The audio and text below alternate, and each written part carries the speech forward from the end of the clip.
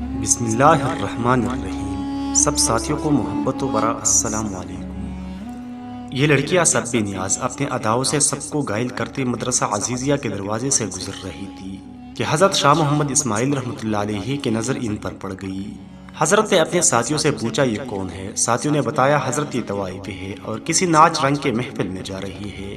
حضرت نے کہا یہ تو معلوم ہوا، یہ بتاؤ یہ کس مذہب سے تعلق رکھتی ہے؟ ساتھیوں نے جواب دیا یہ دینی اسلام کو ہی بدنام کرنے والی ہے، یہ سب اپنے آپ کو مسلمان کہتی ہے۔ حضرت نے یہ بات سنی تو فرمایا مان لیا کہ یہ بدعمل اور بدکردار ہی صحیح، لیکن کلمہ گو ہونے کے اعتبار سے تو ہماری بہنیں ہیں، لہٰذا ہمیں ان کو نصیحت کرنی چاہیے۔ ساتھیوں نے کہا کہ ان پر نصیحت کیا خاک اثر کرے گی، ان کو نصیحت کرنے والا تو خود بدنام ہو جائے گا۔ پھر حضرت نے فرمایا کہ یہ فریضہ میں ادا کر کے رہوں گا۔ ساتھیوں نے عرض کیا کہ حضرت آپ کا ان کے پاس جانا بالکل ٹھیک نہیں ہے، شہر کے چاروں طرف آپ کے مذہبی مخالفین ہیں جو آپ کو بدنام کرنے کا کوئی موقع نہیں چھوڑتی۔ آپ نے فرمایا مجھے ذرا برابر بھی پرواہ نہیں، میں انہیں نصیحت ضرور کرنے جاؤں گا۔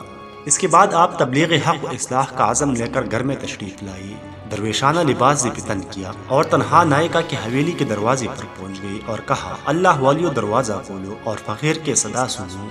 آپ کی آواز سن کر چند لڑکیاں آئی، انہوں نے دروازہ کھولا تو دیکھا کہ باہر درویش صورت بزرگ کھڑا ہے۔ انہوں نے سمجھا یہ گداگر فقیر ہے، انہوں نے چند روپے لا کر تما دیے، لیکن اس نے اندر جانے کا اصرار کیا اور اندر چلی گئی۔ شاہ صاحب نے دیکھا چاروں طرف شمع اور قندیلیں روشن ہے، طوائف طبلے اور ڈھولکی کے تاپ پر رقص کر رہی ہے، ان کے پازیبوں اور گھنگروں کے کنکار نے عجیب سما باندھ رکھا ہے۔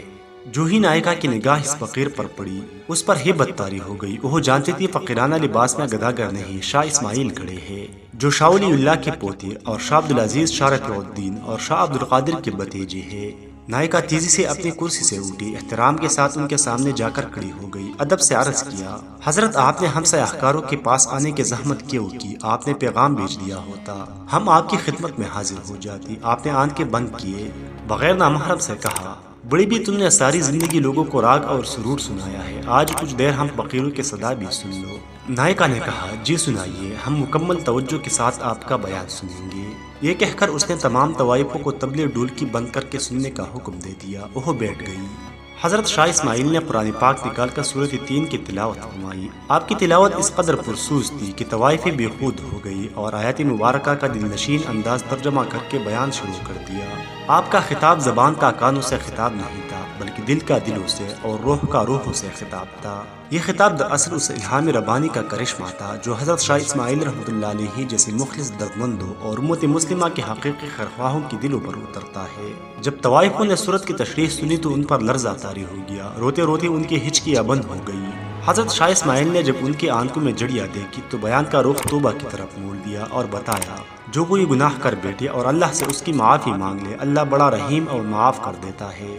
آپ نے توبہ کی اتنی فضائل بیان کیے کہ ان کی سسکیاں بن گئی۔ شاہ صاحب نے انہیں اٹھ کر وضو کرنے اور 2 رکعت نفل پڑھنے کا کہا۔ راوی کہتا ہے کہ جب وہ وضو کر کے قبلہ رخ کھڑی ہو گئی اور نماز کے دوران سجد میں گر گئی تو حضرت نے ایک طرف کھڑے ہو کر اللہ سے عرض کیا میں تیرے حکم کی تعمیل میں اتنا ہی کر سکتا تھا کہ یہ سجدوں میں گری ہے، ان کے دلوں کو پاک کر دے، ان کے گناہوں کو معاف کر دے اور انہیں آبرومند بنا دے، تیرے لیے کچھ مشکل نہیں، انہیں ہدایت فرما، انہیں نیک بندوں میں شامل فرما۔ ادھر شاہ صاحب کی دعا ختم ہوئی، ادھر ان کی نماز۔ وہ اس حال میں اٹھی کہ ان کی دل صاف ہو چکی تھی، تمام طوائف بھی گناہ کی زندگی پر افسوس کرنے لگی اور نکاح پر راضی ہو گئی۔ نوجوان عورتوں نے نکاح کرا لیے اور جو بڑی عمر والی تھی انہوں نے محنت مزدوری سے گزارا کرنا شروع کر دیا۔ ان میں سب سے زیادہ موتی نامی خاتون تھی۔ جب اس کی سابقہ جاننے والوں نے شریفانہ حالت اور سادہ لباس میں مجاہدین کے گھوڑوں کے لحاف والی چکی پر دال پیستے دیکھا تو ان سے پوچھا وہ زندگی بہتر تھی جس میں تم البسات میں شاندار لگتی یا پھر یہ زندگی جس میں تیرے ہاتھوں پر چالے پڑے ہوئے ہیں؟ کہنے لگی اللہ کے قسم مجھے گناہ کی زندگی میں اتنا لطف نہیں آیا جتنا مجاہدین کے لیے چکی پر دال تلتے وقت ہاتھوں پر ابھرنے والے چالوں سے آتا ہے۔ گناہ کا دروازہ ہمیشہ کے لیے کھلا ہے، جب تک یہ دروازہ کھلا ہے اللہ تعالیٰ تمام انسانوں کی گناہ معاف کرتا رہے گا۔ ہم اپنے آپ کو اللہ کے حضور پیش کر کے سچے دل سے توبہ کر لیں، اللہ تعالیٰ ضرور معاف کرے گا۔ سب سننے والوں یہ تھی آج کی ہماری کہانی، امید کرتے ہیں آپ کو پسند آئی ہوگی۔ اگر آپ کو پسند آئی ہے تو اس ویڈیو کو لائک کریں، اگر آپ ہمارے چینل پر نئے ہیں تو اس چینل کو سبسکرائب کریں اور ساتھ میں آنے والے گھنٹی کے نشان کو دبائیے۔ اللہ حافظ۔